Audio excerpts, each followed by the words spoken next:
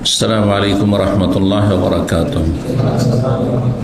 إن الحمد لله نحمده ونستعينه ونستغفره ونعوذ بالله من شرور أنفسنا ومن سيئات أعمالنا. من يهده الله فلا مضل له ومن يضلل فلا هادي له. وأشهد أن لا إله إلا الله وحده لا شريك له وأشهد أن محمدا عبده ورسوله صلى الله تعالى عليه وعلى آله وصحبه وسلم تسليما كثيرا. أما بعد، فقد قال الإمام البخاري رحمه الله تعالى: باب الثياب البيض. قال حدثنا إسحاق بن إبراهيم الحنظلي قال أخبرنا محمد بن بشر قال حدثنا مسعر عن سعد بن إبراهيم عن أبيه عن سعد قال: رأيت بشمال النبي صلى الله عليه وسلم ويمينه رجلين عليهما ثياب بيض يوم أحد ما رأيتهما قبل ولا بعد. সম্মানিত ভাতৃমণ্ডলী, আল্লাহ রাব্বুল আলামিন প্রশংসা এবং প্রিয় নবী সাল্লাল্লাহু আলাইহি সাল্লামের উপর সালাত ও সালামের পর আজ বুধবার 28শে জমাদুল উলা 1447 হিজরি মোতাবেক 19শে নভেম্বর 2025 আমাদের ধারাবাহিক আলোচনা সহিহ বুখারীর পোশাক পর্ব নম্বর 6, ইমাম বুখারীর পোশাক পর্বের অধ্যায় নম্বর 24। বলছেন এতে ইমাম বুখারী রাহিমাহুল্লাহ বিষয়বস্তু সম্পর্কে বাবু সিয়াবিল বীজ। এই অধ্যায় হচ্ছে সাদা কাপড় পরিধান করা সম্পর্কে। সাদা পোশাক বা সাদা কাপড় পরিধান করা পুরুষদের জন্য মুস্তাহাব, মানে ভালো, ওয়াজিব নয়। সুন্নাত বলা যাবে না, কারণ নবী সাল্লাল্লাহু আলাইহি ওয়াসাল্লাম রঙিন কাপড় পরেছেন, কিন্তু ভালো। অন্য অন্য কাপড়ের চাইতে সাদা কাপড় উত্তম, জীবিত হোক অথবা মৃত। এমনকি মাইয়াতের জন্য কাফনের ক্ষেত্রে সাদাই হইতে হবে এটা জরুরি না, কিন্তু আমাদের সাধারণ মানুষরা কি মনে করে যে কাফনটা সাদা হইতেই হবে, আর আমরা জীবিত অবস্থায় সাদা পরি অথবা রঙিন পরি, এমন কিন্তু মাসলা না। মাসলা হচ্ছে মুসলিম জীবিত হোক মৃত হোক তার জন্য সাদা কাপড় হচ্ছে বেস্ট, উত্তম। তাহলে যদি কাফনেও সাদা ছাড়া অন্য কোনো রঙিন কাপড় কেউ দেয় তো জায়েজ আছে, কোনো রকম মাকরুহ না, অপছন্দীয় নয়। কিন্তু আজকাল যেহেতু মানুষের অভাব নেই, সাদা কাপড় পর্যাপ্ত পরিমাণে আছে, সেই জন্য। কিন্তু এমন পরিস্থিতি তৈরি হইতে পারে স্থান কাল বিশেষে, এমন জায়গায় অভাবের কারণে হয়তো পাওয়া যাচ্ছে না সাদা কাপড়, বা টাকা নেই সাদা কাপড় কেনার, অথবা এমন জামানা আসলো যে মানুষ মুসলিমরা অভাবী। এমন দেশ যেখানে খুবই অভাবী, আফ্রিকার দেশগুলিতে কত অভাব, এখনো কল্পনার বাইরে অভাব। সুবহানাল্লাহ, আল্লাহ মুসলিমদেরকে ভালো রাখুন। তো এই জন্য শরীয়ত সারা বিশ্বের সমস্ত মানুষের জন্য, এই জন্য সবার দিকে লক্ষ্য করেই আল্লাহর বিধান নাজিল হয়েছে। আল্লাহ সব জানছেন। সাদা কাপড় সম্পর্কে 5826 নম্বর হাদিস বর্ণনা করেছেন সাদ ইবনে আবি ওয়াক্কাস রাদিয়াল্লাহু তাআলা আনহু। তিনি বলেন, রাআইতু বিশিমালিন নবী সাল্লাল্লাহু আলাইহি ওয়াসাল্লাম ওয়া ইয়ামিনিহি। আমি নবী সাল্লাল্লাহু আলাইহি ওয়াসাল্লামের বাম দিকে এবং ডান দিকে সচক্ষে দেখেছি রাজুলাইনে, দুইজন মানুষের রূপ ধারণকারী ব্যক্তি। দুইজন মানুষ, কিন্তু মানুষের রূপ ধারণ করেও তারা মানুষ ছিলেন না, ফেরেশতা ছিলেন। আলাইহিমা সিয়াবুন বিদুন, তাদের শরীরে সাদা কাপড় ছিল, তারা সাদা কাপড়ে ছিলেন। ইয়ামা ওহুদিন, ওহুদ যুদ্ধের দিনে ফেরেশতাগণ সরাসরি নেমে যুদ্ধ করেছেন। যে রাসূলুল্লাহ সাল্লাল্লাহু আলাইহি ওয়াসাল্লামের সাথে আশেপাশে সাহাবায়ে কেরামদের সাথে দুইজনকে দেখেছেন মানুষের রূপ ধারণ করে, তাদের পোশাক হচ্ছে সাদা। তারা কোনো সাহাবী ছিলেন না, কোনো একজন জিবরাইল আর একজন মিকাইল ছিলেন আলাইহিস সালাতু ওয়াস সালাম। মা রাআইতুহুমা ক্বাবলু ওয়ালা বা'দ, তাদেরকে এর পূর্বেও দেখিনি, মানে উহুদ যুদ্ধের পূর্বেও কোনোদিন এই লোকদেরকে দেখিনি যে রূপ ধারণ করে তারা ছিলেন, ওয়ালা বা'দ, আর উহুদ যুদ্ধের পরেও কোনোদিন মদিনায় তাদেরকে দেখিনি। তার মানে তারা ছিলেন মালায়েকা, ফেরেশতা। জি, তো মালায়েকা, হ্যাঁ, আল্লাহর শ্রেষ্ঠ মখলুক, এবং তারা সাদা পোশাক পরেছিলেন। হ্যাঁ, সুতরাং সাদা পোশাক হচ্ছে উত্তম। এই জন্য আমাদের সমাজে আজ পর্যন্ত সাদা পোশাক, যারা পরেশগার মানুষ তারা সাদা পোশাকই পরে। লুঙ্গি পরলেও সাদার সাথে নকশা পরে, দেখছেন না? কিছু লুঙ্গি আছে সাদার সাথে নকশা, কিছু যদি নকশা টকশাও থাকে কিন্তু সাদা থাকে। এইটা অন্য লুঙ্গি চাইতে রঙিনের চাইতে ভালো। 5827 নম্বর হাদিস বর্ণনা করেছেন আবুল আসওয়াদ দাইলি। তিনি বলছেন, তাকে হাদিস বর্ণনা করেছেন সাহাবী আবু যার রাদিয়াল্লাহু তাআলা আনহু। তিনি বর্ণনা করেছেন যে বলছেন তিনি আতাইতুন নবী সাল্লাল্লাহু আলাইহি ওয়াসাল্লাম ওয়া আলাইহি সাওবুন আবিয়াজ। আমি একবার নবী সাল্লাল্লাহু আলাইহি ওয়াসাল্লামের কাছে আসলাম দেখা করার জন্য।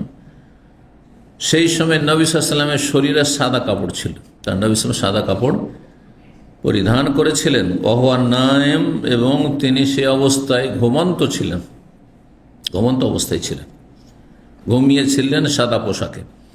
সুম্মা আতাইতুহু, তো ঘুমন্ত দেখে চলে গেলেন। তাই নবী সাল্লাল্লাহু আলাইহি ওয়াসাল্লাম নিশ্চয়ই হয়তো ঘরের বাইরে ছিলেন, ঘরের ভিতরে ঢুকে দেখবেন নবী সাল্লাল্লাহু আলাইহি ওয়াসাল্লাম, তা না ঘরের মধ্যে পরিবার থাকতে পারে, তাহলে হয়তো মসজিদ নববীতে হোক অথবা কোনো সফরে কোনো জায়গায় হোক। সুম্মা আতাইতুহু, আর তারপরে পুনরায় আসলাম। ওয়াকাদ ইস্তাইকাযা, তখন দেখলাম যে তিনি জাগ্রত হয়ে গেছেন, জেগে গেছেন। ফাকালা, তখন তিনি বললেন আমাকে একটি হাদিস, মা মিন আবদিন, যে কোনো বান্দা, কালা যদি বলে লা ইলাহা ইল্লাল্লাহ, লা ইলাহা ইল্লাল্লাহ, লা ইলাহা ইল্লাল্লাহ মানে কি? হ্যাঁ, একজন, হ্যাঁ, কি মানে? না, পেছনে পেছনে, আল্লাহ ছাড়া কোনো সত্য মাবুদ নেই বা সত্য উপাস্য নেই। আল্লাহ ছাড়া কোনো সত্য উপাস্য নেই বা মাবুদ নেই। মাবুদ আছে কিন্তু বাতিল মাবুদ আছে। মূর্তিগুলো তো তাদের মাবুদ, হিন্দুদের মাবুদ। যারা মাজারে সিজদা করেছে তাদের মাবুদ, তারা ইবাদত, মাবুদ মানে যার ইবাদত করা হয়, উপাস্য মানে যার উপাসনা করা হয়। তো মাজার, হ্যাঁ, যারা কবরে সিজদা করেছে, কবরওয়ালার কাছে কিছু চাইছে, তাদের মাবুদ তো তারা, কিন্তু এগুলো বাতিল মাবুদ, ভ্রান্ত মাবুদ, ভ্রান্ত উপাস্য। এই জন্য লা ইলাহা ইল্লাল্লাহ এখানে হাক্কুন উজ্জ্বরেছে, আল্লাহ ছাড়া কোনো সত্য মাবুদ নেই। লা ইলাহা হাক্কুন ইল্লাল্লাহ, আল্লাহ ছাড়া কোনো সত্য মাবুদ নেই। উপাস্য আছে কিন্তু সবগুলি হচ্ছে বাতিল, একমাত্র আল্লাহ রাব্বুল আলামিন ইবাদত ছাড়া। যে কোনো বান্দা যদি লা ইলাহা ইল্লাল্লাহ বলে আর সুম্মা মাতা আলা যালিক, তারপরে এই লা ইলাহা ইল্লাল্লাহ তাওহীদের উপরে মারা যায়, ইল্লা দাখালা জান্নাত, তাহলে জান্নাতে যাবে, তাহলে জান্নাতে যাবে। কিন্তু শুধু মুখে বলা যথেষ্ট না, অন্তরের সততার সাথে বলতে হবে, খুলুসিয়াতের সাথে বলতে হবে, নিষ্ঠার সাথে বলতে হবে। এই লা ইলাহা ইল্লাল্লাহ দিয়ে আল্লাহর সন্তুষ্টি লক্ষ্য উদ্দেশ্য থাকবে। এই শর্তগুলি বিভিন্ন হাদিসে এসছে। কোন হাদিস মান ক্বালা লা খালিসাম মিন কলবিহি, অন্তরের খুলুসিয়াত থেকে। তো যেই ব্যক্তি অন্তরস্থল থেকে বলবে আল্লাহ ছাড়া আমার কোনো সত্য মাবুদ নেই, সে ইবাদত করবে না। মুসলিম জীবনে প্রথম ইবাদত কি? নামাজ। সে বেনামাজি হইতে পারে, এখানেই ছাঁটাই হয়ে যাবে। তোমার ইবাদত কই? তাহলে তুমি যে বলছো আল্লাহ ছাড়া কোনো সত্য মাবুদ নেই, আমি অন্তরস্থল থেকে বলছি, নিষ্ঠার সাথে বলছি। অন্য রিওয়ায়াতে ইয়াবতাগি বিযালিকা ওয়াজহা আল্লাহ, এই কলেমা দিয়ে আল্লাহ সন্তুষ্টি তার কামনা থাকবে, মনের কামনা বাসনা। আমি লা ইলাহা ইল্লাল্লাহ এই কলেমা দিয়ে আল্লাহকে রাজি করতে চাই, তো তার অর্থ হচ্ছে আল্লাহ ছাড়া কোনো সত্য মাবুদ নেই। তো ইবাদত তো করতে হবে, সর্বনিম্ন ইবাদত, যে ইবাদত দিয়ে মুক্তি পাওয়া যাবে কমপক্ষে এতটা, সেটা হচ্ছে 5 ওয়াক্ত সালাত, 17 রাকাত, এটা থাকতে হবে। এই জন্য নামাজবিহীন কালেমার কোনো মূল্য নেই। নামাজবিহীন কালেমার কাল মূল্য আছে, যে কালেমা পড়ার পরে আর সময়ই পেল না, নামাজের রক্ত এলো না। জোহরের আগে ইসলাম কবুল করলো, জোহরের রক্ত শুরু হয়নি, তার আগে মারা গেল। কথা বোঝা গেছে না? অথবা মেলা শিরিক কুফর করেছে, মেলা পাপ করেছে, আর মরার পূর্ব মুহূর্তখানে খুলুসিয়াতের সাথে অন্তরস্থল থেকে যা করেছি আল্লাহ, অনতপ্ত লজ্জিত হয়ে সে অন্তরের খুলুসিয়াতের সাথে লা ইলাহা ইল্লাল্লাহ যেমনই বলা হলো তেমনই রূহ কবজ হয়ে গেল। আরেকটি অবস্থা, দুটি অবস্থার কথা মনে রাখবেন। কিন্তু সময় পেল নামাজের, আর নামাজ পড়লো না, না, তাহলে এই লা ইলাহা ইল্লাল্লাহর কোনো মূল্য নেই। এটা হচ্ছে এই সঠিক ইসলাম, এটি হচ্ছে সঠিক ব্যাখ্যা লা ইলাহা ইল্লাল্লাহ। আল্লাহ ছাড়া কোনো সত্য মাবুদ নেই, তো ইবাদত করো। প্রথম ইবাদত কি? সবাই জানে প্রথম ইবাদত, হ্যাঁ, যেটি প্রতিদিনে 5 বার আদায় করতে হয়, এমন কোন ইবাদত নেই। তাওহীদ ছাড়া, তাওহীদকে অন্তরে সবসময় ধরে রাখতে হয়। তাছাড়া এমন কোন ইবাদত নেই যে প্রতিদিন 5 বার করতে হয় বা কয়েকবার করতে হয়। রোজা বছরে একবারই রাখতে হয়, ফরজ আদায় হয়ে গেল। যাকাত বছরে একবারই দিতে হয়, আর অসুর হলে যতবার ফসল উঠবে ততবার দিতে হয়। তাও 2 ফসল 3 ফসল হয় না। এক সময় দেখেছি 3 ফসল, আজকাল তো শোনাই যায় না কোথাও যে 3 ফসল হয় কোনো জমি, তাই না? তাহলে বছরে একবার 2বারই যাকাত হলো। হজ জীবনে একবার, জীবনে একবার। কিন্তু নামাজ, হ্যাঁ, সপ্তাহে একবার, প্রতিদিনে 5 বার করে। এর সাথে গুরুত্বপূর্ণ ইবাদত কোনো ইবাদতই নেই।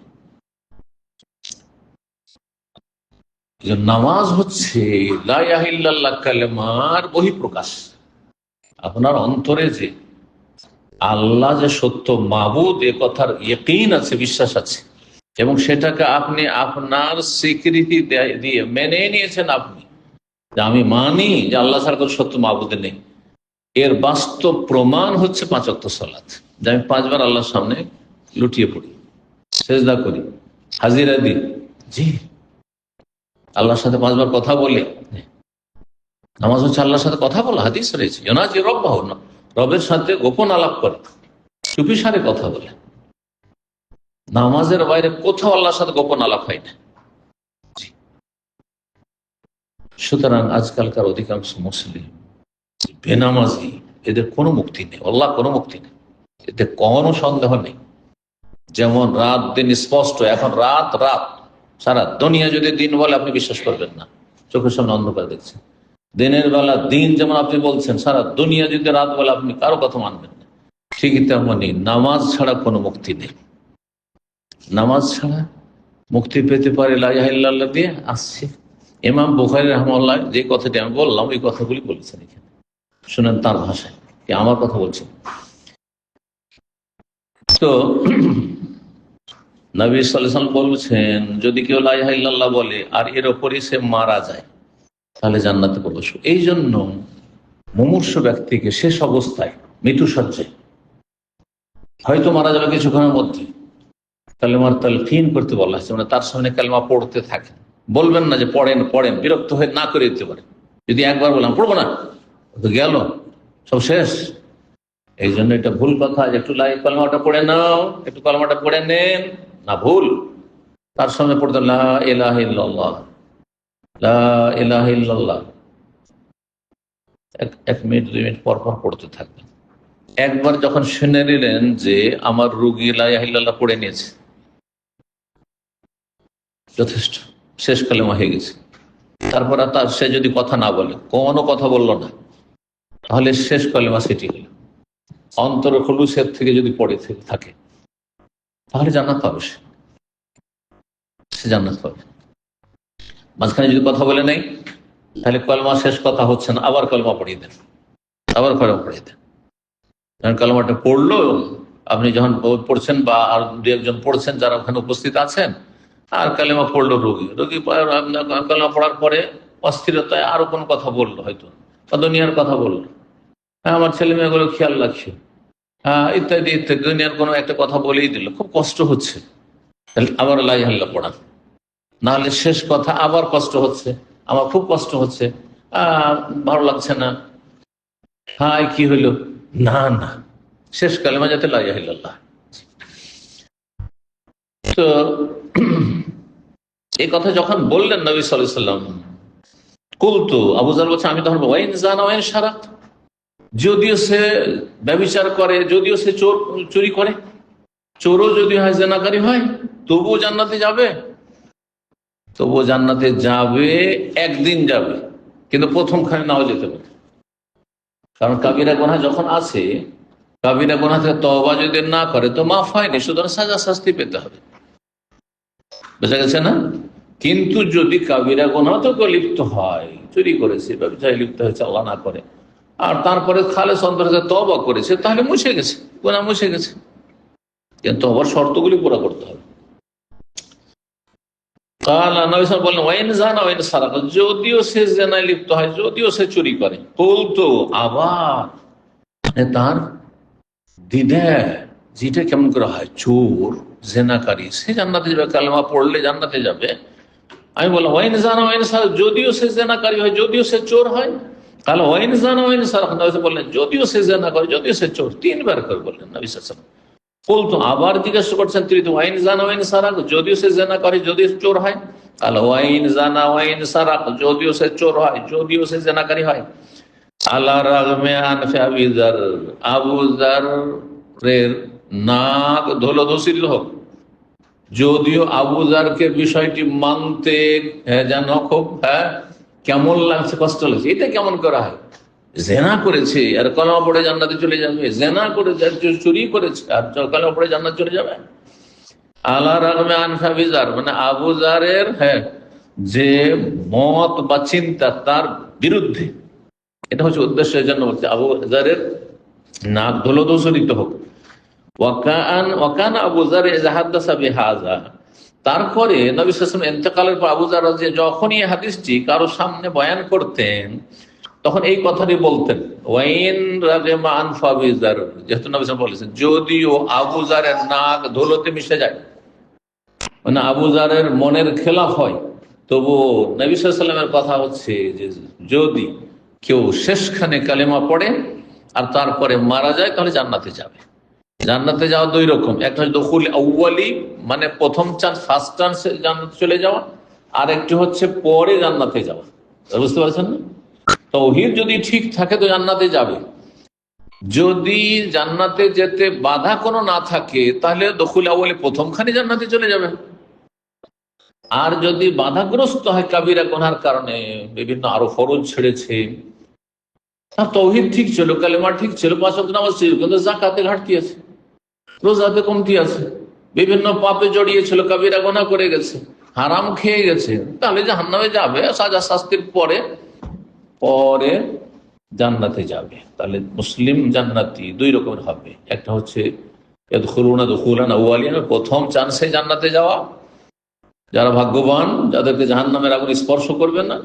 আর অধিকাংশ মুসলিমরা যাদের তাওহীদ টিকে আছে, বলছি যাদের তাওহীদ টিকে আছে, তাওহীদ নষ্ট করেনি, শিরক কুফরিতে লিপ্ত হয়নি, ঈমান ভঙ্গ করেনি, বেনামাজি হয়ে, কিন্তু বিভিন্ন কাবিরা গুনাহ রয়েছে, তারা জান্নাতে যাবে কিন্তু সাজা শাস্তির পরে।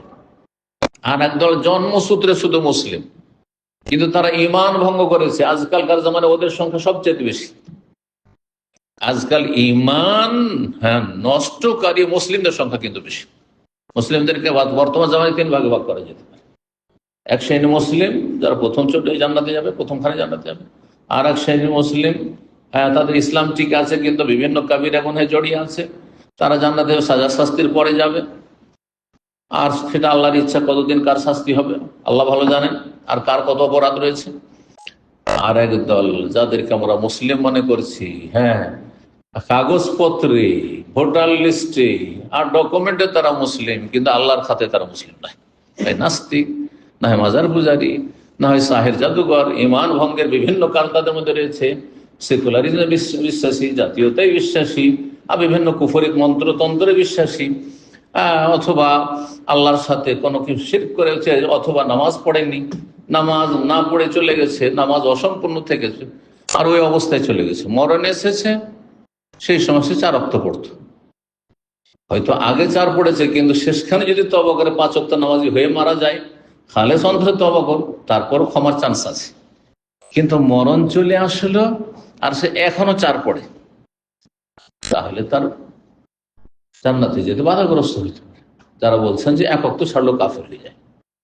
আর যারা অধিকাংশ নামাজগুলি ছাড়ে, যারা জুমা পড়ে, মাঝে মধ্যে কখন ইচ্ছা হলে পড়ে, তারা কাফের, বড় কাফের। আল্লাহ হেফাজত করুন। তাহলে আবু আবদুল্লাহ, ইমাম আবি আবদুল্লাহ। আবু আবদুল্লাহ কে? আবু আবদুল্লাহ কার কুনিয়ত? সহিহ বুখারী, ইমাম বুখারী।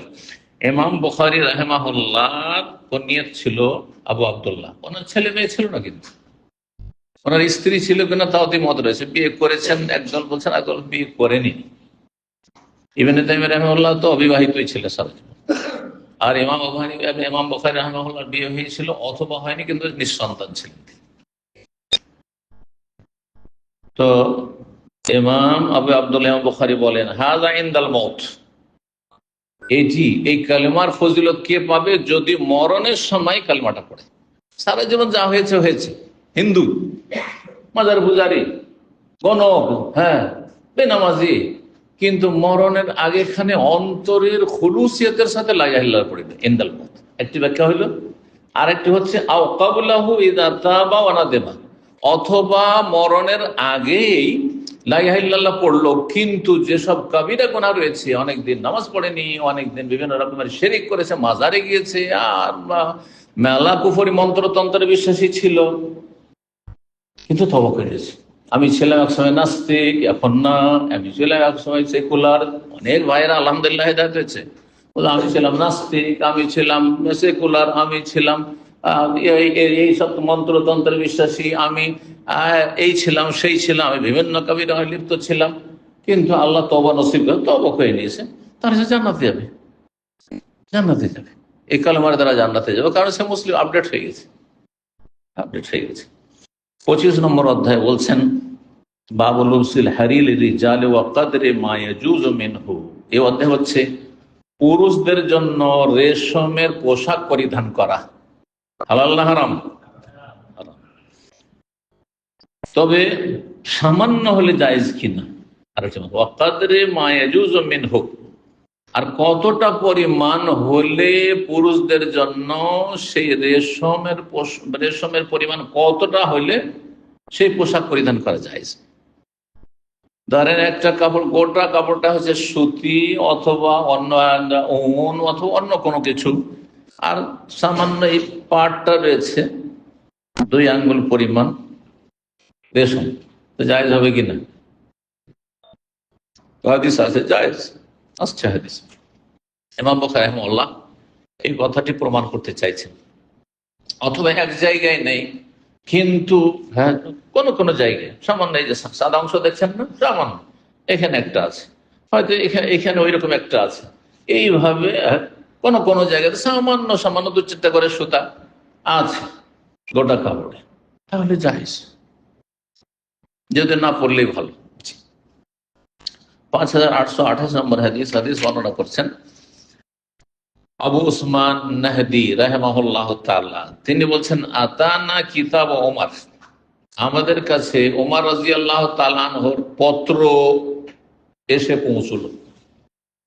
ফরমান, খলিফার পত্র আসলো, ফরমান জারি করলেন তাতে। সেই সময় তারা কোথায় ছিলেন? বলছেন, নাহনু মা উতবা বিন ফারকাদ বিআজারবাইজান, আমরা সেই সময় উতবা বিন ফারকাদের নেতৃত্বে জিহাদের সফরে ছিলাম আজারবাইজানে। আরবি তো আজারবাইজানকে আজারবিজান বলা হয়, যেন বিজান আরবি যখন পড়লাম আজারবিজান বললাম, কিন্তু বাংলাতে আজারবাইজান বলা হয়। আজারবাইজান কোথায়? বৃহৎ যে সোভিয়েত ইউনিয়ন, আর সেটা 90-এর দশকে টুকরো টুকরে বিভিন্ন মুসলিম স্টেটগুলো, যেগুলো আর যেখানকার মুসলিমরা এই কমিউনিস্ট জালেম কাফেরদের জুলমের শিকার হয়ে তারা তাদের বহু মানুষকে, মুসলিমদেরকে খুন করেছে এই কমিউনিস্টরা। আর তারপর আল্লাহ রাব্বুল আলামিন দীর্ঘ 70 বছর পরে স্বাধীনতা দিয়েছেন এসব এলাকার মুসলিমদেরকে। আল্লাহ রাব্বুল তাদের সংশোধনে তৌফিক দান করেন, তাদেরকে আল্লাহ শক্তিশালী করেন। সেসব দেশগুলির একটি হচ্ছে আজারবাইজান, ইরাক, তারপরে ইরান, পার হওয়ার পরে উত্তর পূর্ব অঞ্চলে এসব দেশগুলি, আজারবাইজান, উজবেকিস্তান, হ্যাঁ, তুর্কমানিস্তান, আর এরকম তাজিকিস্তান, বিভিন্ন রকমের যে এই নামের দেশগুলো রয়েছে, এসব দেশগুলি। আজারবাইজানে তখন যুদ্ধ চলছিল। কার জামানায়? ইসলাম তাহলে পৌঁছে গেছিল তখন, হ্যাঁ, ইরাক বিজয় হয়ে গেছে, আর ইরাক পার করে আজারবাইজানে মুসলিম মুজাহিদিন পৌঁছে গেছেন জিহাদ ফি আল্লাহর কালেমা পৌঁছা করার জন্য। তাদের চিন্তা ছিল মানব জাতি যাত করে ইসলাম থেকে অজ্ঞাত হয়ে যায়, তাদের কাছে পৌঁছে দিতে হবে। হ্যাঁ, প্রথমে তারা কখনো লড়াই শুরু করতেন না, প্রথমে তাদের কাছে ইসলাম পেশ করতেন। ইসলাম কবুল করো, এতে দুনিয়া আখিরাতের সুখ শান্তি রয়েছে, আসলিম তাসলিম। যদি ইসলাম কবুল না করে তাহলে তাদের সামনে পেশ করতে, তাহলে জিজিয়া কর দিয়ে ইসলামী খেলাফতের বশত্ব স্বীকার করো, আনুগত্য প্রকাশ করো, যাতে তোমরা বিদ্রোহী হবে না, তোমাদের বলে মুসলিমের কোনো আশঙ্কা থাকবে না, বা মুসলিম শাসকের কোনো আশঙ্কা থাকবে না, মুসলিম দেশগুলির ক্ষেত্রে তোমাদের কোনো ষড়যন্ত্র থাকবে না। সেটা যদি মেনে নেয়, জিজিয়া সামান্য কিছু বাৎসরিক করে, যেটা জাকাতের পরিমাণ চাইতে অনেক কম।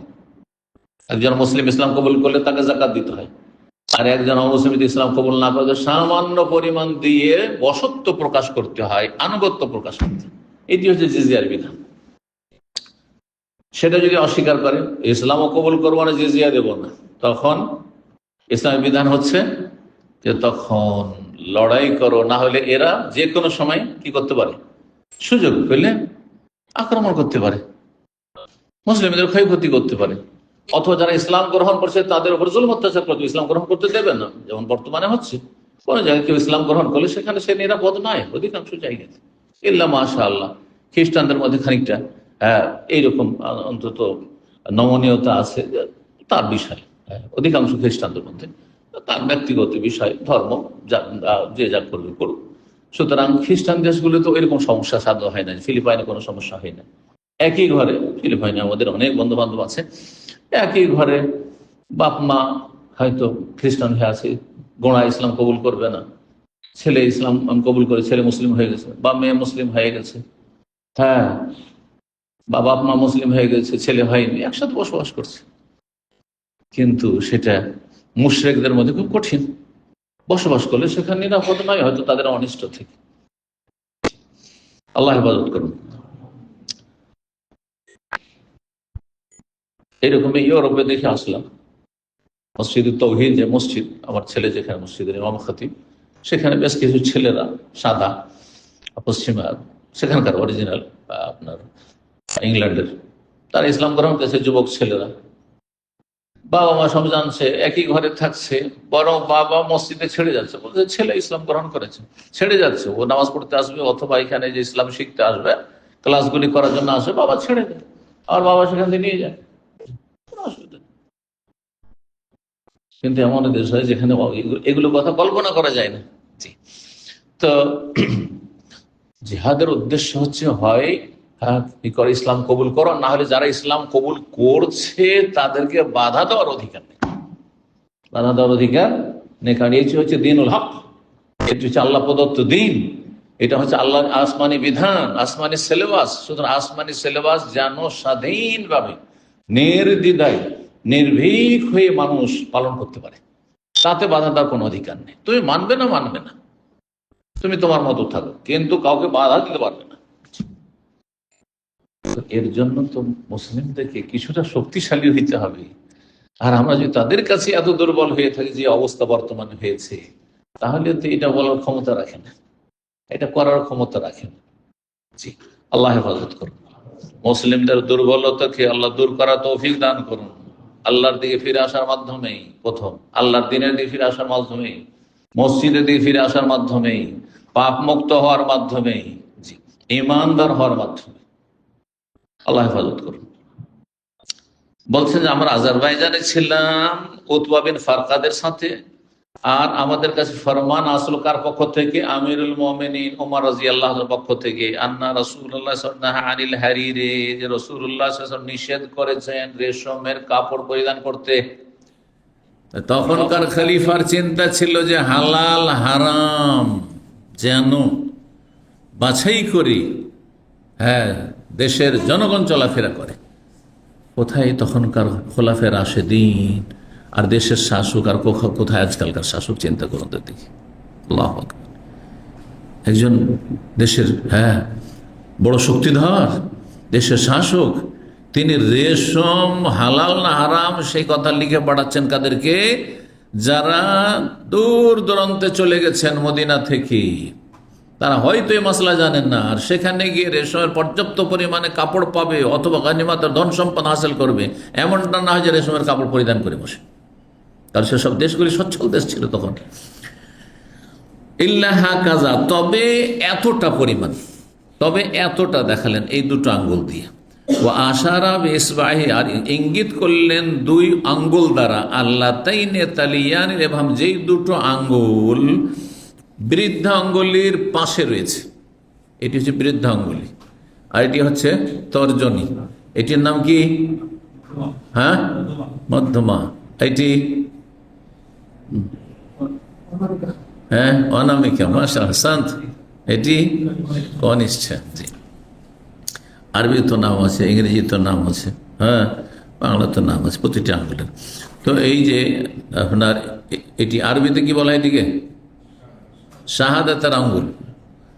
ইসলাম আসার পরে শাহাদাতের নাম হয়েছে, শাহাদাত দেওয়া হয়েছে, আশহাদু আল্লা ইলাহা ইল্লাল্লাহ। কিন্তু এর নাম ছিল সাব্বাবা, কারণ জাহিলি যুগে লড়াই ঝগড়া হলে এই বেটা তোমাকে দেখবো, হ্যাঁ এখনো কেউ যদি এরকম করে দেখবো বলছে না, সাব্বাবা, গাল দেওয়া, সাব্বাই মানে গাল দেওয়া, হ্যাঁ ঝগড়া করা, গাল দেওয়ার আঙ্গুল এটা। জি, আর বলছেন যে এই দুটো আঙ্গুল দিয়ে ইঙ্গিত করে থাকে, এই দুটো আঙ্গুলে যতটা হ্যাঁ পরিমাণ কাপড় হয়, এতটা যদি গোটা কাপড়ের মধ্যে থাকে তাহলে অসুবিধা নেই। গোটা কাপড়ে ছড়িয়ে ছিটিয়ে থাক অথবা এক জায়গায় থাকে, এতটা পরিমাণ যদি থাকে, পাড় মোটামুটি পাড়গুলো এতটা থাকে, যদি মধ্যম পাড় হয় তাহলে অসুবিধা নেই, জায়েজ রয়েছে। কালা ফিমা আলেম না আন্নাহু ইয়ানিল আলাম, যতটা আমরা জানি, বলছেন বর্ণনাকারী আবু উসমান নাহদি, যে উদ্দেশ্য হচ্ছে এই কথা বলে আল আলাম মানে পাড় বা নকশা। নকশার ক্ষেত্রে রেশমের কাপড় ব্যবহার করে, হ্যাঁ নকশা করা হয় কাপড়ে, তো এই নকশার অংশটুকু, আর পাড়ে সাধারণত নকশা থাকে। 5829 নম্বর হাদিস বর্ণনা করেছেন আগের হাদিস আবু উসমান নাহদি তাবি, তিনি কাতাবা ইলাইনা ওমর রাদিয়াল্লাহু আমাদেরকে লিখে পাঠালেন ফরমান, ওয়া নাহানু বিআজারবাইজান, তখন আমরা আজারবাইজানে ছিলাম। আন্নান নবী নাহা আন লুবসিল হারির, যে নবী সাল্লাল্লাহু আমাদেরকে নিষেধ করেছেন কি থেকে? রেশমের কাপড় পরিধান করা থেকে পুরুষদেরকে। ইল্লা হাকাজ, তবে এতটা। ওয়াসাফা লানা নবী সাল্লাল্লাহু আমাদের জন্য ওয়াসাফানা ওয়াসাফা ইসবাহি, দুইটি আঙ্গুলকে পাশাপাশি রাখলেন, এইভাবে দেখালেন। ওয়ারাফা জোহাইর আল উস্তা ওয়াসাব্বাবা, জোহাইর বর্ণনাকারী এতে রয়েছেন একজন ইমাম বুখারী ওস্তাদের ওস্তাদ, তিনি এই দুটো আঙ্গুল উঠিয়ে দেখালেন এইভাবে, উস্তা মধ্যমা এবং সাব্বাবা, এই যে সাব্বাবা আসলে সাব্বাবা হাদিস ও সাব্বাবা এসছে, অর্থাৎ তর্জনী আঙ্গুল, এতটা পরিমাণ। 5830 নম্বর হাদিস, ওই হাদিসটি কিন্তু বিভিন্ন সনদের পার্থক্যের সাথে এসছে। আবু ওসমান বলছেন, কন্যা মা ওতুবা, আমরা ওতুবার সাথে ছিলাম। ফাকাতা বেলে ওমর রাদিয়াল্লাহু আমাদেরকে লিখে পাঠালেন। ফরমান জান্নাত কাল নবী সাল্লাল্লাহু বলেছেন, লা ইউলবাসুল হারিরু ফিদ দুনিয়া ইল্লা লাম ইউলবাস মিনহু শাইউন ফিল আখিরাহ। দেখেন অন্য বিষয় আসলো, কিন্তু আগের হাদিসেরই আরেকটা অংশ, যে দুনিয়ায় যদি এই কর্মজগতে, এই দুনিয়া হচ্ছে কি? কর্মজগৎ, এখানে আমলের জগৎ, এখানে আমলের সুযোগ আছে, বদলা নাও পেতে পারেন। আর মরার পরে বদলা নিশ্চিত আছে, কিন্তু আমলের কোনো সুযোগ নেই। বুঝতে পারছেন না? যদি আপনি আখেরাতের জন্য কিছু আমল নিতে চান, এখান থেকে নিতে হবে যতদিন আছেন, আর জানা নেই যে কতক্ষণ আছে। সুতরাং যত পারেন বেশি করে আমল নেওয়ার চেষ্টা করেন। মরে যাওয়ার পরে আমলের কোনো সুযোগ নেই, কিন্তু হিসাব দিতে হবে। দুনিয়াতে হিসাব দিতে হয়নি, মেলা অপরাধ করেছেন, কেউ না সরকার হিসাব নিতে পেরেছে, আল্লাহও নেয়নি, ছেড়ে দিয়েছেন। হ্যাঁ, আল্লাহ হাকামুল হাকিমিন, নিব না, নগদ শাস্তি দিব না, হিসাব নেব না, পানিশমেন্ট দেবো না, আল্লাহ করেছেন তাই। হ্যাঁ, অধিকাংশ পাপের ক্ষেত্রে আল্লাহ ধরেন না। হ্যাঁ, কখনো কখনো আল্লাহ দুনিয়াতে ধরে নেন, খুব কমই ধরেন আল্লাহ রাব্বুল আলামিন। জি, যদি কোনো মানুষকে ধরে নেন, কোনো ভালো মানুষ, জানতে হবে তার মধ্যে আল্লাহ তাকে ভালোবাসেন, এই জন্য দুনিয়াতে হালকা শাস্তি দিয়েই তাকে মাফ করে দিতে চান, তার মোচন করে দিতে চান আখেরাতে শাস্তি। কারণ আখেরাতে শাস্তি কঠিন, দুনিয়ার যে কোনো শাস্তি বালা মুসিবত হোক, আগুন চাইতে তো ভালো, তাই না? আগুন চাইতে ভালো। আর আখেরাতে আগুন ছাড়া কোনো শাস্তি নেই, জাহান্নামের আগুন। লা ইউলবাসুল হারির ফিদ দুনিয়া, দুনিয়ায় রেশম যদি পরা হয়, ইল্লা লাম ইউলবাস মিনহু শাইউন ফিল আখিরাহ, তাহলে পরকালে সেটা পরিধান করতে পারবে না, পরতে পারবে না। যেই মুসলিম রেশমের কাপড় পরবে জান্নাতে গেলেও রেশমের নিয়ামত থেকে বঞ্চিত থাকবে, রেশমের কাপড় আল্লাহ দেবেন। স্বর্ণের পাত্র বাসন গ্লাস যদি ব্যবহার করে তাহলে স্বর্ণের বা চাঁদির নিয়ামত থেকে আল্লাহ বঞ্চিত রাখবেন। যে যেটা হারাম ব্যবহার করে সেটা তখন পাবে না। দুনিয়াতে কেউ যদি মদ খায়, এই হারাম নোংরা মদ খায়, পচা সড়া মদ খায়, তাহলে জান্নাতের মদের মতো নিয়ামত পাবে না, যাতে কোনো রকমের দুর্গন্ধ থাকবে না আর মাতলামিও থাকবে না, বড় নিয়ামত থেকে বঞ্চিত থাকবে। এটি হচ্ছে কোরআন সুন্নাহর বিধান। এটি একটি অর্থ। আর একটি অর্থ হচ্ছে যে জান্নাতে এই নিয়ামত পাবে না মানে জান্নাত যাবে না। কারণ কোরআনে আল্লাহ বলেছেন জান্নাতীরা জান্নাতে চলে যাওয়ার পর ওয়ালাকুম ফিহা মা তাশতাহি আনফুসুকুম, তোমাদের মন যা চাইবে তা পাবে, যা মন চাবে তাই পাবে। তো এখন জান্নাতে গিয়ে একজন যদি মদখোর মদ না পায়, একজন রেশম বা স্বর্ণ চাঁদি ব্যবহার করেছে হারাম পুরুষ মানুষ, সুতরাং যদি তাকে সেগুলিতে বঞ্চিত রাখা হয় তাহলে তো মন মতো পেল না, বুঝছেন না? সেদিন আর এক দল বলছেন যে যেই ব্যক্তি দুনিয়াতে রেশম পরবে সে আখেরাতে রেশম পাবে না মানে জান্নাতে যাবে না। চিরকাল না, চিরকাল না, কিছুকাল বা দীর্ঘকাল।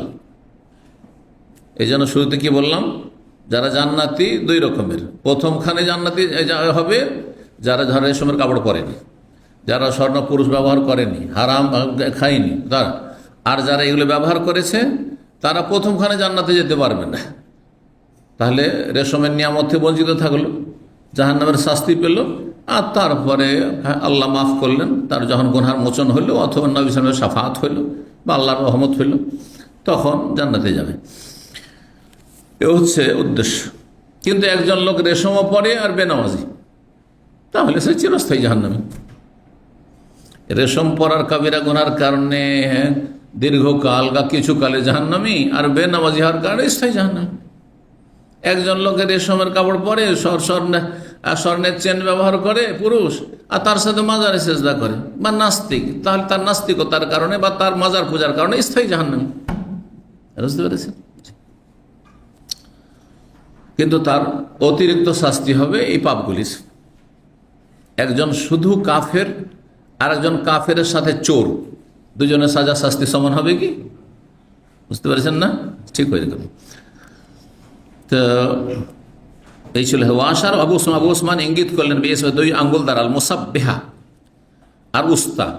মুসাব্বেহা যেটা দিয়ে তসবিহ করা হয়, তার এটার আরেকটি নাম হচ্ছে মুসাব্বেহা, তসবিহকারী আঙ্গুল, তসবিহকারী আঙ্গুল।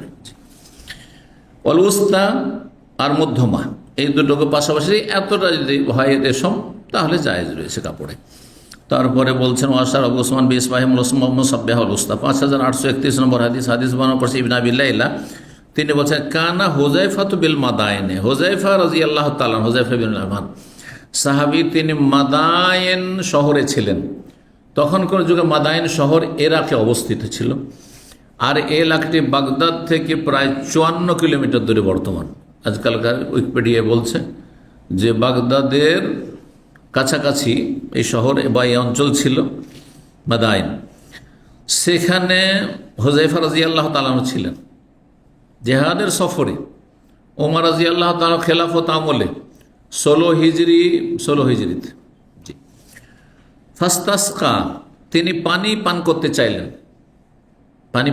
চাইলেন। ফাতাহু দেহকান, দেহকানও বলা হয়, দোহকানও পড়া হয়। ফাতাহু দেহকান বিমাইন ফি ইনাইন মিন ফিদ্দাতিন, একজন কৃষক প্রধান, দেহকান কৃষক প্রধানকে বলা হয়, অর্থাৎ কৃষকদের নেতা। আজকাল সব কিছুর ইউনিয়ন আছে, কিন্তু আছে না বাংলাদেশে? আলেমদেরই শুধু ইউনিয়ন নেই, ঐক্য নেই, ফাটলের শেষ নেই, দলের শেষ নেই, বুঝছেন না? এই কথাটি আমাদের দেশে অনেক আগে শুনেছিলাম, সবার ইউনিয়ন আছে, শুধু আলেম সমাজের ইউনিয়ন নেই। কথা ঠিক। আমাদের রিক্সাওয়ালাদের ইউনিয়ন আছে, ডম মেথরদেরও ইউনিয়ন আছে। দেখবেন একজন রিক্সাওয়ালাকে মারেন, চারিদিক থেকে একেবারে ঝাঁপিয়ে পড়ে উঠতে। হ্যাঁ, লেবার ইউনিয়ন খুব স্ট্রং ইউনিয়ন। হ্যাঁ, আছে না? নেই? চোরদেরও ইউনিয়ন আছে, গোন্ডাদের মস্তানদের ইউনিয়ন আছে, সব আছে ওদের। যত অসৎ লোক তাদের ইউনিয়ন আরো স্ট্রং বেশি। তো আল্লাহ হেফাজত করুন ভালো মানুষদের। তো কৃষক প্রধান, কৃষকদের নেতা, সে পানি নিয়ে আসলো ফি এরাইন মিন ফিদ্দাতিন, চাঁদির পাত্রে। হুযায়ফা রাদিয়াল্লাহু তাআলা মুসলিম, সে এই এলাকায় গিয়েছেন জিহাদের সফরে, আর তারপরে পানি চাইলেন সেখানকার যারা অনুগত হয়েছে তাদের কাছে। তো পানি এনে দিচ্ছে চাঁদির গ্লাসে, আর চাঁদির গ্লাস পুরুষদের জন্য হারাম। ফারামাউ বিহি, সেই গ্লাসটিকে ছুঁড়ে ফেললেন। অবাক হইতে পারেননি, এটা কেমন কথা হলো? যদি কেউ না জানে তাকে জানিয়ে দিতে হবে যে এটা হারাম, যা নিয়ে যাও, এমনি অন্য গ্লাসে পানি নিয়ে আসো, ঠিক না? কিন্তু দেখেন কারণটি এখানে বলা হচ্ছে, ওয়াকালা, আর হুযায়ফা বললেন, ইন্নী লাম আরমিহি ইল্লা আন্নী নাহাইতু ফালাম ইয়ানতাহি, আমি এমনিতে ফেলিনি এটাকে ছুঁড়ে, এই জন্য ফেলেছি, ইল্লা আন্নী নাহাইতুহু, তাকে আমি বারণ করেছি আগে। ইতিপূর্বে অন্য হাদিসে রয়েছে কয়েকবার নিষেধ করেছে, যখনই পানি চাই চাঁদের পাত্রে পানি নিয়ে এসে দেয়। কারণ তারা ছিল মজুস, অগ্নিপূজক। কারণ অগ্নিপূজকদের কাছে সবই হালাল, হ্যাঁ সবই হালাল তাদের কাছে। তো ভাবছে যে একজন নেতা, একজন এলাকার শাসক এসেছেন, এলাকায় বিজয় হাসিল করেছেন, তো চাঁদের পাত্রে পানি নিয়ে এসে দিয়েছেন, নিষেধ করেছে, তারপরে এনে দিয়েছে। ফালাম ইয়ানতে, কিন্তু সে বিরত হয়নি, তাকে বলার পরও সে বিরত হয়নি। সেই জন্য দেখলাম যে না, কাজ হবে না। তাহলে বোঝা যাচ্ছে যে যদি দেখা যায় যে এটা তরবিয়তের তরিকা, সংশোধনের তরিকা, আপনার স্ত্রী, আপনার ছেলে মেয়ে প্রথমবার ভুল করেছে, হালকাভাবে উপদেশ দেন, দ্বিতীয়বার আর একটু শক্ত করে উপদেশ দেন, তৃতীয়বার আরো শক্ত করেন। না, বারবার একই ধরনের ভুল করছে, তাহলে শক্ত হইতে হবে, তখন শক্ত হইতে হবে। কথা বোঝা গেছে না? বিশেষ করে অধীনস্থদের ক্ষেত্রে, যেখানে আপনার ক্ষমতা চলবে। যারা অধীনস্থ নেয় তাদের ক্ষেত্রে না, এমন নয় যে আপনার রুমমেট বেনামাজি, একবার বলেছেন নরম করে, দ্বিতীয়বার আর একটু গরম করে, তৃতীয়বার দেখে শোনে না, তো আরও দিলেন গরম করে, 4 নম্বরে শুনবি না, তুই মুসলিম? হ্যাঁ, তুই মুসলিম না কাফের বলা যাবে? আপনার অধীনস্থ না, এরকম বললে কি হয়ে যাবে? মারামারি ফাটাফাটি শুরু হয়ে যাবে, ফিতনা শুরু হয়ে যাবে। সরাসরি মারতে না পারে তা আপনার বিরুদ্ধে ষড়যন্ত্র করা শুরু করবে, বিভিন্ন রকম ষড়যন্ত্র করবে, আপনাকে এখান থেকে তাড়িয়ে দেওয়ার চেষ্টা করবো। বেনামাজি যে আরব দেশে থাকার যোগ্যতা রাখে না, সেই থাকবে, আপনাকে হয়তো এখান থেকে লাগিয়ে দেবে, ষড়যন্ত্র করতে পারে না। এই জন্য অধীনস্থদের ক্ষেত্রে এটা, আপনার ছেলে মেয়ে মানুষ করার ক্ষেত্রে, প্রতিপালনের ক্ষেত্রে, ছেলেমেয়েরা ভুল করতে থাকে, বারবার ভুল করেছে, আর সবসময় আদর করে কথা, এটা চলবে না, এতে সংশোধন হবে। 1 বার 2 বার 3 বার আদর করবেন, আরেকবার মেজাজ গরম করে বলতে হবে, এইবারে এরকম কাজ হলে এই করব, হ্যাঁ, অথবা প্রয়োজনে হালকা মার দিতে হবে, হ্যাঁ, যেমন ইসলামের বিধান রয়েছে, মারার জায়গাতে মারতে হবে, যেখানে সেখানে না। জি,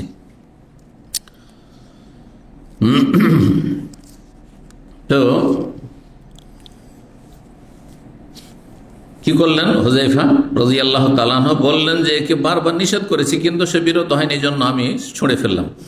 ওয়াকালা রাসূলুল্লাহ সাল্লাল্লাহু আলাইহি ওয়াসাল্লাম বলেছেন, আয-যাহাবু ওয়াল ফিদ্দাতু ওয়াল হারির ওয়াদ দিবাজু হিয়া লাহুম ফিদ দুনিয়া ওয়া লাকুম ফিল আখিরাহ। স্বর্ণ, চাঁদি, রূপা, ওয়াল হারি, রেশম, ওয়াদ দিবাজ, বিশেষ ধরনের রেশম, মানে চিকন পাতলা রেশমের কাপড়, হিয়া লাহুম ফিদ দুনিয়া, এই সবগুলি হচ্ছে কাফেরদের জন্য দুনিয়াতে।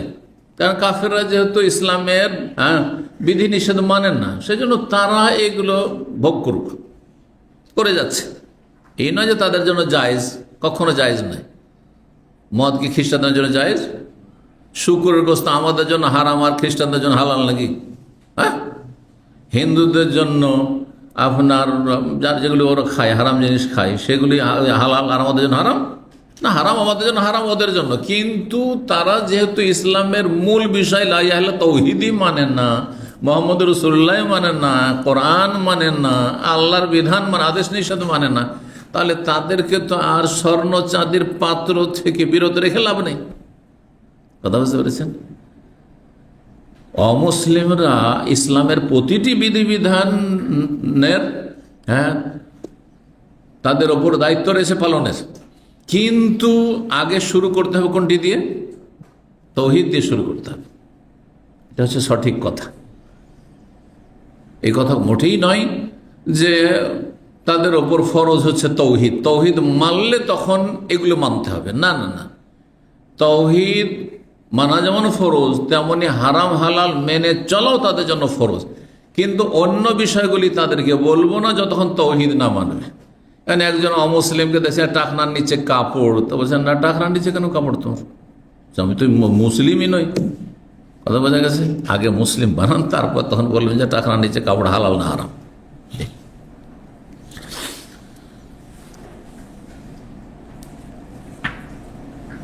5832 নম্বর হাদিস বর্ণনা করেছেন আনাস রাদিয়াল্লাহু তাআলা। তিনি সামিআতু আনাস বিন মালিক, আমি আনাস বিন মালিক থেকে শুনেছি, আব্দুল্লাহ বিন সুহাইব তাবেঈ বলছেন, কালা শুবাতু, ইমাম শুবা রাহিমাহুল্লাহ, ইমাম বুখারীর ওস্তাদের ওস্তাদ তিনি বলছেন, ফাকুলতু, আমি বললাম, আনিন নবী সাল্লাল্লাহু আলাইহি ওয়াসাল্লাম, এই হাদিসটি কি নবী সাল্লাল্লাহু আলাইহি ওয়াসাল্লাম থেকে বর্ণনা করা হয়েছে? ফাকালা শাদীদান, তখন তিনি জোর দিয়ে বললেন, তাহলে শুবার ওস্তাদ আব্দুল্লাহ বিন সুহাইব জোর দিয়ে বললেন, হ্যাঁ আনিন নবী সাল্লাল্লাহু আলাইহি ওয়াসাল্লাম থেকে বর্ণনা করছি। সে হাদিসটি কি? মান লাবিসাল হারিরা ফিদ দুনিয়া ফালাই ইয়ালবাসাহু ফিল আখিরাহ, যে ব্যক্তি দুনিয়াতে রেশমের কাপড় পোশাক পরিধান করবে, সে আখিরাতে রেশমের পোশাক পরিধান করতে পাবে না, আল্লাহ দেবেন না, অর্থাৎ জান্নাতে দেবেন না। জি, অথবা জান্নাতে গেলেও রেশমের কাপড় পাবে না। আচ্ছা, যারা বলছেন যে জান্নাতে গেলে রেশমের কাপড় পাবেন না, তাদের ব্যাখ্যার উপর আপত্তি একটা তুলে ধরলাম না? মনে আছে কি তুলে ধরলাম? যে জান্নাতে গেলে যেখানে আল্লাহ বলছেন যে যা মন চাইবে তা পাইবে, তো এটা কেমন করে হয় যে একটা লোক জান্নাতে যাবে আর সে দুনিয়াতে রেশমের কাপড় পরেছে, সেই জন্য রেশম পাবে না? তো তার তো মনে একটা অশান্তি থেকেই যাবে যে আমার সামনে সবাই রেশমের কাপড় পরে আছে, আমি বলছি আমার সামনে সবাই মদ খাচ্ছে, জান্নাতি মদ, আর আমি মদ পাচ্ছি না। হ্যাঁ, আমার সামনে সবাইকে স্বর্ণ চাঁদির পাত্র দেওয়া হচ্ছে, আমাকে পাত্র দেওয়া হচ্ছে না, তার আক্ষেপ থাকবে না? তো জান্নাতে আবার কোনো আক্ষেপ থাকবে নাকি? এরও উত্তর ওলামারা দিয়েছেন। এই জন্য এই ব্যাখ্যা যদি কেউ, দুটোই ব্যাখ্যা করা যেতে পারে, উত্তরটা শুনে নেন তাহলে। সেটি হচ্ছে যে তার আক্ষেপ ওইদিকে মনই যাবে না, ওইদিকে মনই যাবে না। আল্লাহ না বলছেন যে তোমাদের মন যা চাইবে তা তোমাদের দেওয়া হবে, তার মনই চাইবে না, ওইদিকে যাবে না। তার মনটাকে আল্লাহ ফিরিয়ে দেবেন, মনের মালিককে মনটাকে ফিরিয়ে দিবেন স্বর্ণ থেকে, চাঁদি থেকে, রেশমের কাপড় থেকে, হ্যাঁ জান্নাতের মদ থেকে বঞ্চিত থাকবো, বুঝতেই পারবে না।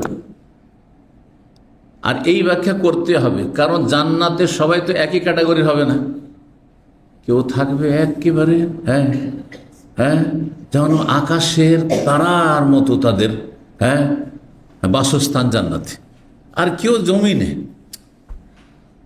তাহলে এমনটা হলে তো আক্ষেপ হবে। যদি দেখেন আপনার গ্রামে সবাই হচ্ছে একবারে কোটিপতি, আর আপনি একেবারে গরিব ফকির, কোড়ে ঘরে বাস করছেন, মনোকষ্ট থাকবে না? মনোকষ্ট থাকবে না? থাকবে না? আমিও যদি ওইরকম পেতাম, আমার জীবনে কত কষ্ট, ঠিক না? এটা দুনিয়াতে আছে।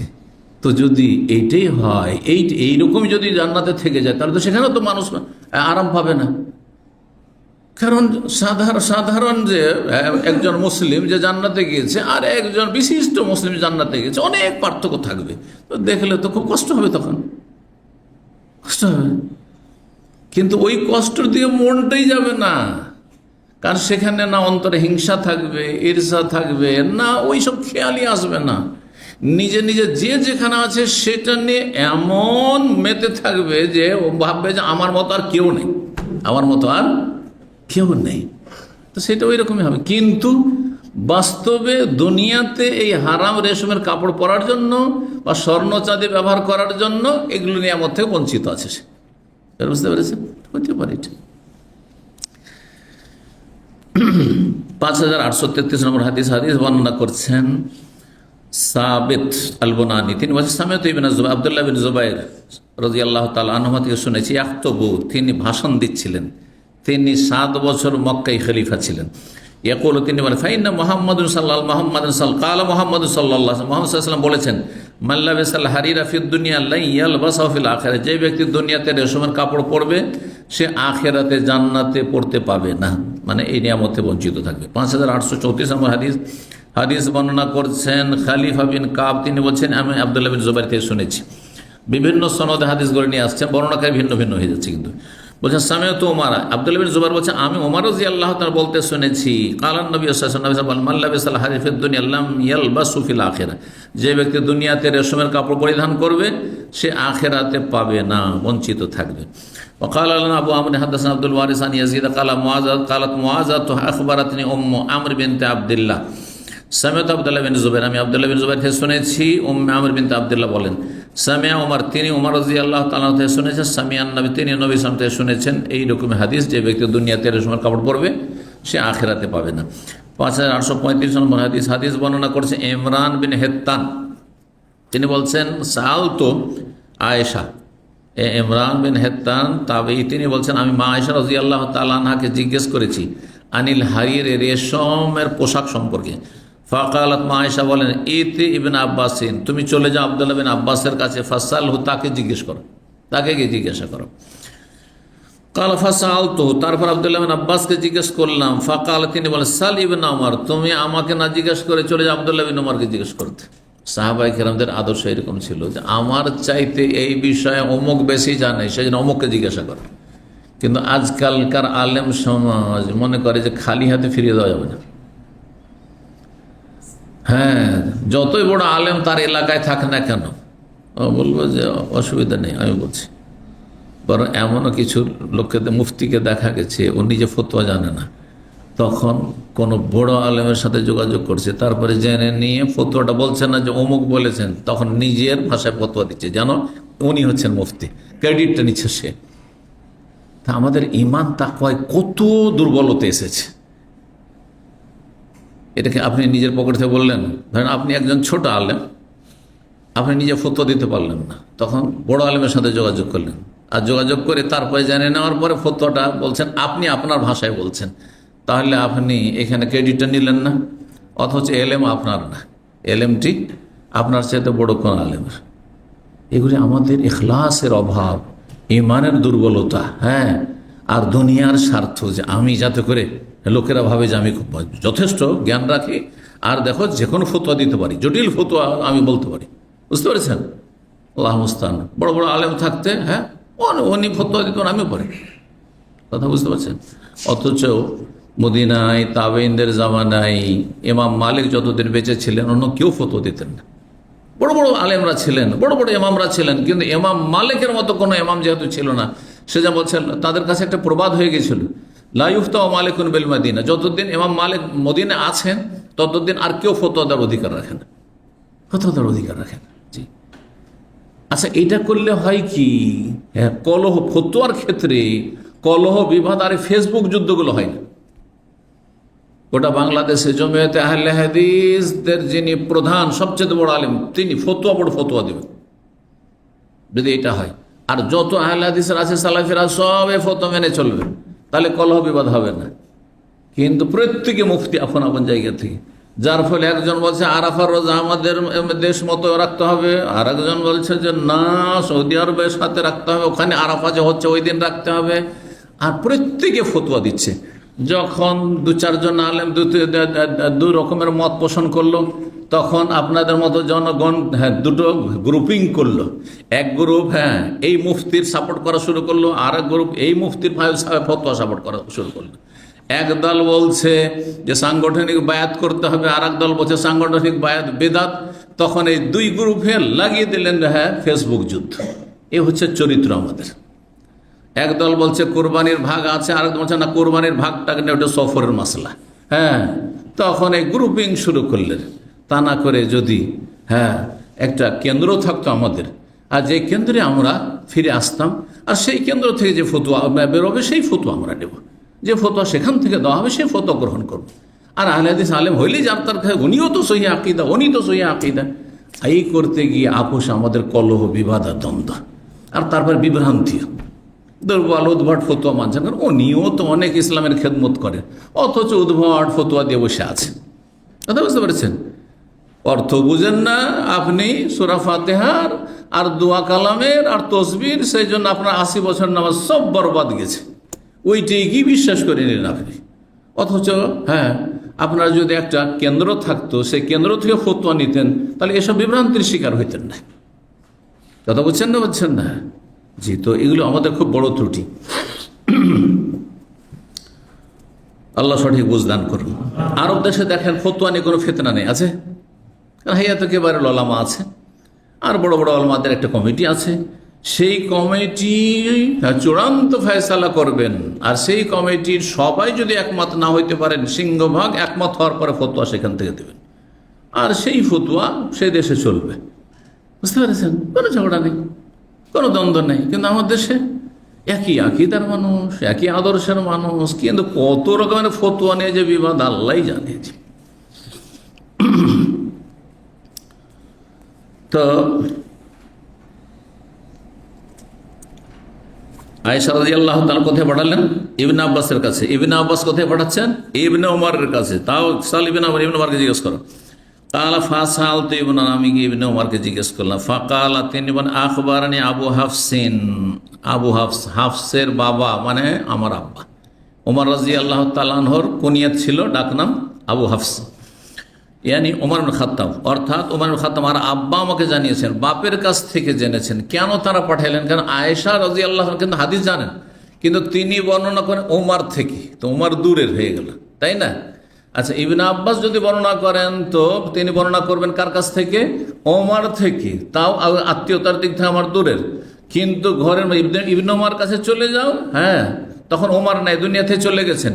কিন্তু ইবনে ওমর সরাসরি তার আব্বার কাছ থেকে হাদিস শুনেছে, তার আব্বা সরাসরি রাসূলুল্লাহর কাছে শুনেছেন। এবার বুঝতে পারলেন, সনদটা কাছাকাছি হয়ে গেল। একটি খবর যদি কোনো জায়গা থেকে আসে তিনজনের ভায়া হয়ে, আর একটা খবর আসে ডাইরেক্ট যে প্রত্যক্ষদর্শী সে দেয়, তো কোনটা সত্যতা বেশি শক্তিশালী? যারা প্রত্যক্ষদর্শী, অথবা দুটি মাধ্যমে, তিনটি চারটি মাধ্যমের চাইতে বেশি অথেন্টিক কথাটি। বোঝা গেছে না? তো এই বিষয়গুলি তারা লক্ষ্য রাখতেন। আয়েশা রাদিয়াল্লাহু তাআলা আনহা বা ইবনে আব্বাস বলছেন যে আমার আব্বা ওমর খাত্তাব বলেছেন, আন্না রাসূলুল্লাহ সাল্লাল্লাহু আলাইহি ওয়াসাল্লাম, রাসূলুল্লাহ সাল্লাল্লাহু আলাইহি ওয়াসাল্লাম বলেছেন, ইন্নামা ইয়ালবাসুল হারিরা ফিদ দুনিয়া মাল্লা খালাকা লাহু ফিল আখিরাহ, দুনিয়াতে রেশমের পোশাক ওরাই পরিধান করবে যাদের আখিরাতে কোনো অংশ নেই, মানে জান্নাতে কোনো অংশ নেই। তাহলে বোঝা গেল যে রেশমের কাপড় পরলে জান্নাতে যাবে না, মানে প্রথমখানে যাবে না, জাহান্নামে জ্বলবে, আর তারপরে যখন কাফফারা হবে, গুনাহ মোচন হবে, তখন জান্নাতে আসবে। এই ব্যাখ্যাটি এই হাদিসের আলোকে বেশি শক্তিশালী মনে হয়। ফাকুলতু, তখন আমি বললাম, সাদাকা ওয়া মা কাযাব আবু হাফসিন আলা রাসূলিল্লাহ, তখন আমি বললাম যে সত্য কথা বলেছেন, মিথ্যা বলেননি আবু হাফস, অর্থাৎ ওমর রাদিয়াল্লাহু তাআলা আনহু রাসূলুল্লাহ সাল্লাল্লাহু আলাইহি ওয়াসাল্লাম সম্পর্কে। মা আয়েশা তখন বলছেন, জি। قال عبد الله بن رجاء حدثنا حرب عن يحيى عن حدثني عمران وقص الحديث, হাদিস বর্ণনা করেছে অন্য আরেকটি সনদে। 26 নম্বর অধ্যায় বলছে, বাবু মান মাসাল হারিম মিন গায়রি লুবসিন। এতক্ষণ তো জানলাম যে পুরুষদের জন্য রেশমের কাপড় পরিধান করা, হ্যাঁ, কি হারাম, কাবিরা গুনাহ। হারাম মানে কাবিরা গুনাহ, কিন্তু সাগীরা গুনাহ নয়। জি, হারাম কাবিরা গুনাহ, বড় গুনাহ। আর কাবিরা গুনাহ না হলে জাহান্নামে যেতে হইতো না। জি। তো কিন্তু রেশমের কাপড় ছুঁয়ে দেখা যাবে, স্পর্শ করা যাবে। দোকানে গিয়েছেন আর রেশমের শাড়ি আছে, স্ত্রী যেন নেবেন, তো ছুঁতে পারবেন না? পারবেন না। বা এমনিও, হ্যাঁ, ধরেন রেশমের পুরুষেরই কাপড়, কারণ অনেকে হারাম পোশাক পরে, তাদের জন্য রেখেছে দোকানদার, হারাম ব্যবসাও করে, রেশমের কাপড় পুরুষদের জন্য রেখেছে। এখন আপনি সেটা যদি স্পর্শ করে দেখেন তো জায়েজ কি না? জায়েজ আছে, স্পর্শ করা জায়েজ, কিন্তু সেটা ব্যবহার করা, পরিধান করা জায়েজ নয়। স্পর্শ করা জায়েজের দলিল এখানে নিয়ে এসছেন, বর্ণনা করেছেন এই হাদিস ইমাম জুবাইদি থেকে, তিনি ইমাম জোহরি থেকে, তিনি আনাস থেকে, তিনি নবী সাল্লাল্লাহু আলাইহি ওয়াসাল্লাম থেকে। 5836 নম্বর হাদিস বারা বিন আযিব রাদিয়াল্লাহু তাআলা আনহু বর্ণনা করেন, বলছেন, উহদিয়া লিন-নবী সাওবু হারির, নবী সাল্লাল্লাহু আলাইহি ওয়াসাল্লামকে আবার উপঢৌকন দেওয়া হলো রেশমের কাপড়। নবী সাল্লাল্লাহু আলাইহি ওয়াসাল্লামকে কেউ গিফট দিলেন রেশমের কাপড়, নবী সাল্লাল্লাহু আলাইহি ওয়াসাল্লামকে গিফট দিচ্ছেন, তো নবী সাল্লাল্লাহু আলাইহি ওয়াসাল্লাম নিয়েও নিচ্ছেন। নেওয়া যাবে না? যাবে না? যাবে না? আচ্ছা, আপনাকে যদি কেউ গোল্ড দেয়, ধরেন কেউ গিফট দিচ্ছে একটা গোল্ড, হ্যাঁ, গলার চেন, নিতে পারবেন না আপনি? যদি আপনি পরবেন তো বলে আমার জন্য হারাম। কিন্তু গিফট নিয়ে আপনার স্ত্রীকে দিলেন, আপনার মেয়েকে দিলেন, আপনার মা খালাকে দিলেন, মহিলাদেরকে দিলেন, কোনো অসুবিধা নেই। তো নবী সাল্লাল্লাহু আলাইহি ওয়াসাল্লামকে দেওয়া হলো রেশমের একটি কাপড়। ফাজআলনা নালমাসু, এত সুন্দর ছিল কাপড়টি যে সেই কাপড়টির সৌন্দর্যের কারণে আর সফট নরম হওয়ার কারণে সেটি আমরা স্পর্শ করছিলাম। ওয়ান্না তাআজ্জাউ মিনহা, আর তাতে আমরা বিস্ময় প্রকাশ করছিলাম, মানে আশ্চর্য হচ্ছিলাম। এত সেই যুগে তো সব মোটা কাপড়, অনেক মোটা মোটা কাপড় থাকতো, যেমন তার মধ্যে রেশমের কাপড়, এত চিকন কাপড় আর এত নরম। জীবনে প্রথম সাহাবীরা দেখেছেন, ছুঁয়ে ছুঁয়ে দেখছেন। যারা দেখেনি তাদের জন্য ঠিক ওই রকমই, জি, গরিবের জন্য দামি জিনিস সত্যি ওই রকমই, হ্যাঁ, যে জীবনেও দেখেনি হয়তো। ফাকাল নবী সাল্লাল্লাহু আলাইহি ওয়াসাল্লাম বললেন, আতাজাবুন মিন হাযা, তোমরা আমার এই রেশমের কাপড়টি দেখে তোমার আশ্চর্য হচ্ছ, বিস্ময় প্রকাশ করছো? কল্যাণ নাম, হ্যাঁ ইয়া রাসূলুল্লাহ, জীবনে এরকম কাপড় দেখিনি, এত নরম আর এত চিকন পাতলা কাপড় জীবনেও দেখিনি। কালা, শোনো জান্নাতের নিয়ম সম্পর্কে। মানা দিল সাদ ইবনে মুআয ফিল জান্নাতে খায়রু মিন হাযা, সাদ বিন মুআয রাদিয়াল্লাহু তাআলা আনহুকে জান্নাতে যে রুমাল দেওয়া হবে, রেশমের রুমাল, সেটি এর চাইতে অনেক অনেক গুণে, বহু গুণে উৎকৃষ্ট, জান্নাতের নিয়ামত। জি, 27 নম্বর অধ্যায়, বাবু ইফতিরাশিল হারির। এই অধ্যায় হচ্ছে, আচ্ছা রেশমের কাপড় পরা যাবে, রেশমের বিছানা চলবে? বেডশিট, বালিশের কভার না, চলবে না। ওকে তো বলছেন বাবু ইফতিরাশিল হারি। এই অধ্যায় হচ্ছে রেশমের বিছানা সম্পর্কে। জি, ওয়াকাল আবিদ সালমানি বলেন, হুয়া কালুবসহি, রেশমের বিছানা ঠিক ওই রকমই যেমন তার বস্ত্র, লুবসহি পরিধান করে, যেমন পরিধান করা হারাম পোশাক, ঠিক তেমনই বিছানায়, রেশমের বিছানায় বসা অথবা ঘুমানো জায়েজ নয়। এখন এটা যদি রেশমের হয় কাপড়টি, জায়েজ না? জায়েজ নয়। এরভাবে বসে নাকি আমি হাত রাখছি, এটা ব্যবহার করছি, এটা জায়েজ নয়। 5837 নম্বর হাদিস বর্ণনা করছেন ইবনে আবি লাইলা, তিনি হুযায়ফা রাদিয়াল্লাহু তাআলা আনহু, তিনি বলেন, নাহানান নবী সাল্লাল্লাহু আলাইহি ওয়াসাল্লাম আমাদেরকে নিষেধ করেছেন আন নাশরাবা ফি আনিয়াতিজ যাহাব ওয়াল ফিদ্দা, যাতে করে আমরা স্বর্ণ চাঁদির পাত্রে পান না করি। পান না করি মানে খাওয়া চলবে নাকি? পানাহার দুটোই হারাম। ওয়ান নাকুলা ফিহা, বলে দেওয়া হয়, আর তাতে আমরা খাওয়া দাওয়া না করি। ওয়া লুবসিল হারিরে ও দিবাজে, রেশম সেটি সাধারণ রেশম হোক আর পাতলা রেশম হোক আর মোটা রেশম হোক, বিভিন্ন রকমের রেশমের কাপড় সেই যুগে হইতো।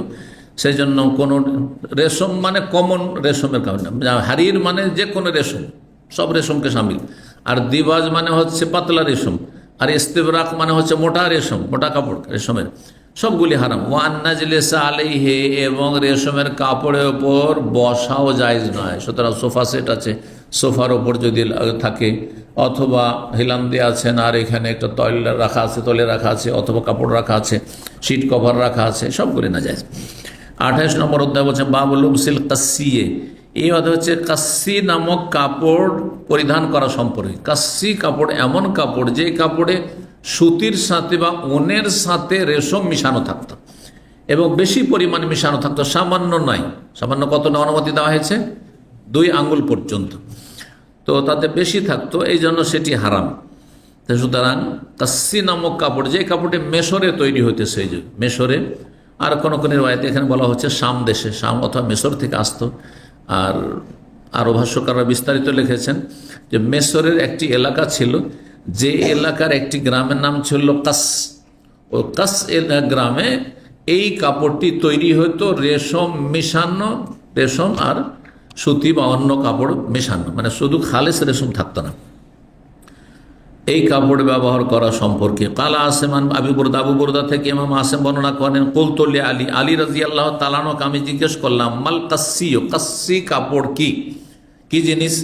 কালা সিয়াবুন, তখন তিনি বর্ণনা করেছেন এমন এক ধরনের কাপড়, আতাতনা মিনাশ শাম, যেটা আমাদের কাছে আমদানি হয়ে আসতো শাম দেশ থেকে, সিরিয়া থেকে, আও মিন মিসর, অথবা মিসর থেকে, মুদাল্লাআতুন, যেটি হয়তো চওড়া দিক থেকে নকশি করা, খাড়া আর আড়া, বুঝছেন না? তো খাড়াতে নকশা থাকতো না, চওড়াভাবে নকশা থাকতো, চওড়াতে নকশা থাকতো এইরকম। ফিহা হারিরুন, তাতে রেশম থাকতো, এই নকশাতে রেশম থাকতো। ও ফিহা আমসালুল উতরুনজে, আর তাতে এক ধরনের সুগন্ধিময় ফল যেটি কমলা লেবুর কাছাকাছি হতো। উতরুজ্জা এক ধরনের লেবু, এক জাতীয় লেবু, যে লেবুটি যখন আজকাল কয়েক রকমের লেবু দেখছেন, তার মধ্যে একটি হচ্ছে আপনার যেটা মৌসুমি লেবু, এখানে যেটা ব্রতকাল, আবুসুররা ইত্যাদি। আর একটা হচ্ছে আপনার কমলা লেবু, যেটা কমলা আমাদের দেশে বেশি পাওয়া যায়। আর তারপরে আর এক ধরনের লেবু আছে যেটা উতরুজ্জা, তাতে খুব ঘ্রাণ থাকে। তো এই উতরুজ্জার মতো তো সে মানে নকশা, সে নকশাগুলি, কাপড়ের নকশাগুলি সে ফলের মতো করা থাকতো। এই কাপড়কে কি বলা হয়? তাসি কাপড় বলা হয়, যেটা মেসরে তৈরি হতো অথবা সামদেশে তৈরি হতো। ওয়াল মিসারা, আরেক ধরনের কাপড় নিষেধ করে মিসারা কোন কাপড় তার ব্যাখ্যা করছে, দুটো ব্যাখ্যা করা হয়েছে। এটি একটি ব্যাখ্যা, আর পরে আরেকটি ব্যাখ্যা আসছে। কানাতিন নিসাউ তাসনাউলে বহুলাতাহিন্না, সেই যুগে নারীরা তাদের স্বামীদের জন্য বিশেষ ধরনের পোশাক তৈরি করত, কাপড় তৈরি করত। তখনকার মহিলারা তো কাজকর্ম এত ছিল না, আর এত ব্যস্ততা ছিল না। ফ্রি সময়, একটু খাওয়া দাওয়া, হালকা খাওয়া দাওয়া, পাকশা করে সারাদিন বসে তো কিছু তো করতে হবে। দেখেছেন মা, খালা, দাদি, নানিদেরকে কাঁথা সেলাই করতো, হ্যাঁ, পাটি বোনাই তো, ঘরে যে কত কাজ করতো না। তো বলছেন যে মহিলারা কি করতো স্বামীদের জন্য, হ্যাঁ, ওদের সে যে রুমাল বোনা, কালকে বলছেন না, রুমাল বুনিয়ে দেওয়া, রুমালে নকশা করে দেয়, এম্ব্রয়ডারি করে দেয়, এগুলো করতো মহিলারা, দেখেছি, আমাদেরকে দিয়েছে। তারপরে সোয়েটার বুনিয়ে দিত আমাদের।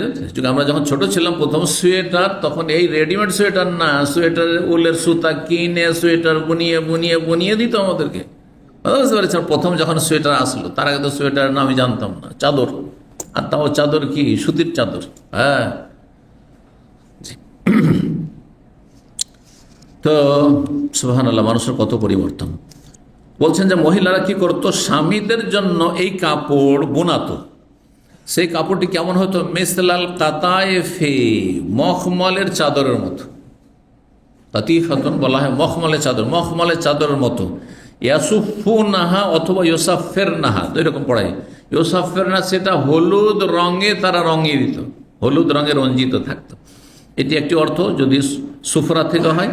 ইয়াসুফু নাহা, তারা সেটাকে সিট কভার বানাইতো, যে বাহনের ওপর বসবে, ঘোড়ার ওপর বসবে, অথবা উঁটেরও বসবে, তো সেখানে তো সিট কভার থাকে না, তো ওই সিট কভার বা সিট থাকে, সেই সিটের কভার বানাইতো, এইরকম করতো। আর ইমাম জারির বর্ণনা করেন ইয়াজিদ থেকে তার হাদিসে, কাসসি কাকে বলা হয়েছে? সিয়াবুন মুদাল্লাতুন, এমন ধরনের কাপড় যেই কাপড়ের চওড়া দিক থেকে নকশি করা থাকতো। আর ইয়োজাও বিহা মিন মিসর, সেটা মিসর থেকে আমদানি করা হতো। ফিহাল হারিরও, যাতে রেশম থাকতো, সেই জন্য হারাম করা হয়েছে। মিসারা কাকে বলা হয়েছে, যেটা নিষেধ করা হয়েছে? এখানে বলা হয়েছে জলুদ সেবা, হিংস্র পশুর চামড়া দিয়ে তৈরি করা হতো, বাঘের চামড়া দিয়ে, গন্ডারের চামড়া দিয়ে, হ্যাঁ, চিতা, বিভিন্ন রকম বাঘ অথবা শ্রীগালের চামড়া দিয়ে, এসব দিয়ে তৈরি করা হতো, সেই জন্য সেটা নিষেধ করা হয়েছে। ইমাম আবদুল্লাহ বলেন যে দুটো যে ব্যাখ্যা করা হয়েছে, সেই ক্ষেত্রে আসেমের ব্যাখ্যাটি বেশি পরিমাণে এসেছে হাদিসে, আর বেশি সহিশুদ্ধ মিসারার ব্যাখ্যার ক্ষেত্রে। জি, তো মিসারার ব্যাখ্যাটি হচ্ছে আপনার এখানে যে হিংস্র পশুর চামড়া দিয়ে তৈরি হতো, সেই জন্য হারাম। আর আগে কি বলা হলো, যে মিসারা হচ্ছে মহিলারা তাদের স্বামীর জন্য মখমলের, হ্যাঁ, এক ধরনের কাপড় তৈরি করে বনিয়ে দিত, আর সেই কাপড়টিকে তারা বাহনের সিটের ওপর ব্যবহার করত, গদি হিসাবে বা গদিতে কভার হিসেবে ব্যবহার করত। ওই আগের ব্যাখ্যাটি বেশি সহিশুদ্ধ বলছেন। 5838 নম্বর হাদিস বর্ণনা করছেন মাবিয়া ইবনে সুয়াইদ বিন মুকাররিন ইবনে আযেব থেকে, কারণ নাহানান নবী সাল্লাল্লাহু আলাইহি ওয়াসাল্লাম মায়াসিরিল হমরি, নবী সাল্লাল্লাহু আমাদেরকে লাল মিসারা নামক কাপড় ব্যবহার করতে নিষেধ করেছেন, কারণ তাতে সেই কাপড়ে রেশম থাকতো, সেই জন্য। আর না হইলে সেটি হচ্ছে হিংস্র পশুর চামড়া দিয়ে তৈরি, যে পশু হারাম তার চামড়া দিয়ে, সেই জন্য। আর ওয়ানিল কাসি, এবং কাসি নামক কাপড় নিষেধ করেছেন, যেই কাপড়ে সুতি বা অন্যান্য কাপড়ের সাথে রেশম মেশানো থাকতো, সেই জন্য নিষেধ করেছেন। আর একটি অধ্যায় আমরা শেষ করিনি, একটি শুধু হাদিস রয়েছে। বাবু মায়ুরাখাসুল রিজাল মিনাল হারির লিল হিক্কা। একটা তো জানলেন যে পুরুষদের জন্য 2 আঙ্গুল পরিমাণ যদি রেশম হয় কাপড়ে, গোটা কাপড়ে, তাহলে জায়েজ। আর একটি হচ্ছে গোটা কাপড়টাই রেশমের, কিন্তু বিশেষ চর্মরোগের নিরাময়ের জন্য বা চর্মরোগে হালকা করার জন্য ব্যবহার করা যায়।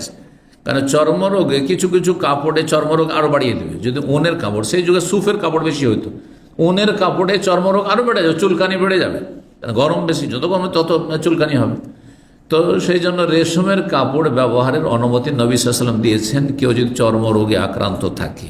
জি, 5839 নম্বর হাদিস। হাদিস মনে করছেন আনাস রাদিয়াল্লাহু তাআলা আনহু, তিনি বলেন রাখাসান নবী সাল্লাল্লাহু আলাইহি ওয়াসাল্লাম ছাড় দিয়েছেন, মানে অনুমতি দিয়েছেন। কাকে? জুবাইর বিন আওয়াম সাহাবীকে আর আব্দুর রহমান বিন আওফকে, দুইজনই কিন্তু জান্নাতের সুসংবাদ প্রাপ্ত যে 10 জন সাহাবী তার অন্যতম। কিসে ছাড় দিয়েছেন? ফি লুবসিল হার, রেশমের কাপড় পরিধান করার জন্য, লেহিকাতিন বেহেমা, তাদের শরীরে চুলকানি বা পাচড়া বা চর্মরোগ থাকার কারণে, চর্মরোগের নিরাময়ের উদ্দেশ্যে, অথবা চর্মরোগের চুলকানিটা বাড়বে না, বেশি কষ্ট হবে না, সেই জন্য অনুমতি দিয়েছেন। এখানে আজকের আলোচনা শেষ করছি। জাযাকুমুল্লাহু খাইরান। সুবহান রাব্বিকা রাব্বিল ইজ্জাতি আম্মা ইয়াসিফুন ওয়া সালামুন আলাল মুরসালিন ওয়ালহামদুলিল্লাহ।